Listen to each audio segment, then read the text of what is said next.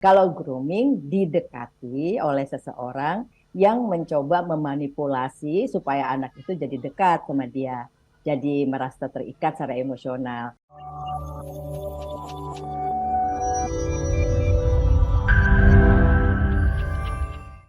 Yang saya semakin miris adalah pertanyaan ini, Bu. Jangan-jangan ini diangkat Bu Astrid karena ada yang konsultasi ke Bu Astrid.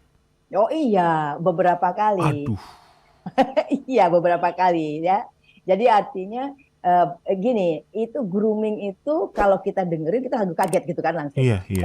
Karena dalam perilaku grooming itu Mhm. anak yang bersangkutan melihatnya sebagai perilaku yang baik kan Mas Daniel, baik hati, Iya, iya, iya, sayang iya. sama saya. Juga Betul, orang-orang betul. sekitar kan ngelihat perhatiannya Mhm, berlebih kepada mhm, anak yang tertentu gitu kan ya. mhm. Jadi sering-sering orang tua itu tidak menyadari bahwa sedang dilakukan pendekatan untuk eksploitasi Iya, seksual, iya, iya, misalnya iya. ya, atau untuk pelecehan atau untuk pencabulan dan sebagainya gitu. Mhm, Jadi ada yang bilang, ada tulisan artikel yang bilang grooming adalah tindak kekerasan seksual yang tidak dikenali oleh orang mhm. tua dan calon Calon korban. korbannya.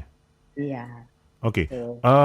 Bu Astrid, kita definisikan dulu. Anak-anak itu Mm-mm. sampai umur berapa berarti? Oh, berapa? Kita pakai definisi Indonesia aja ya. Karena yang namanya anak kan di bawah 18 tahun. Definisi Indonesia itu sejak dalam kandungan sampai 18 tahun. Gitu kan? Nah, kalau saya baca-baca di jurnal-jurnal itu biasanya remaja umur umur di bawah 16 tahun Mhm. gitu.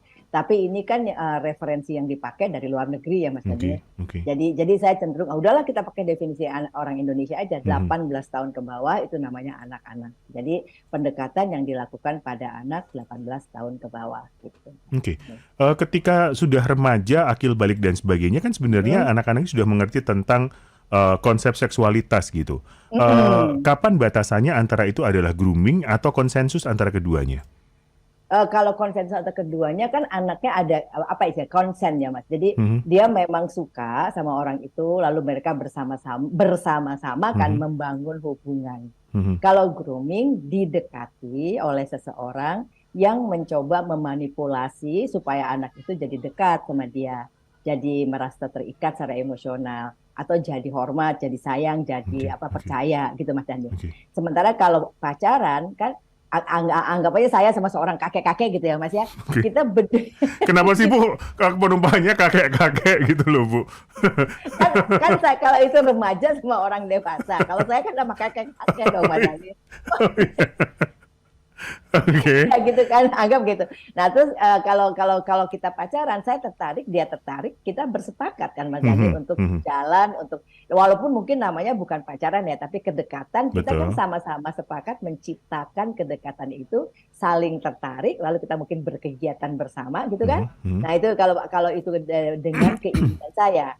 Tapi kalau grooming itu orang saya sebagai anak kecil atau anak remaja didekati oleh seseorang dan orang itu PDKT memberikan saya perhatian lebih, mungkin muji-muji gitu ya, sebagai upaya manipulasi saya supaya saya tertarik sama dia, supaya saya mungkin percaya gitu kan, atau mungkin sayang sama dia gitu Mas Daniel. Oke. Jadi kalau saya tiba-tiba pacaran sama anak 18 tahun, saya bisa disangka grooming dong, Bu? Nah betul. Sekarang ini perkawinan apa orang tua sama anak kecil oleh orang-orang yang ngerti konsep child grooming langsung dituduh itu child grooming. Itu. Oke. Baik, Itu baik, baik. paling enggak dicurigai gitu Mhm, kan, mhm, ngapain lu kamu udah setua itu kok nikahnya sama anak yang semuda itu mhm, gitu mhm, kan. Nah maka mhm. kemudian apakah benar itu child grooming atau nggak tahu ya yang lain lagi, tapi orang yang mengerti konsep ini akan menuduh itu, oh ini laki-laki ini sedang melakukan child grooming karena calon pasangannya itu kok terlalu muda untuk usianya gitu loh Mas Daniel. Mhm, mhm.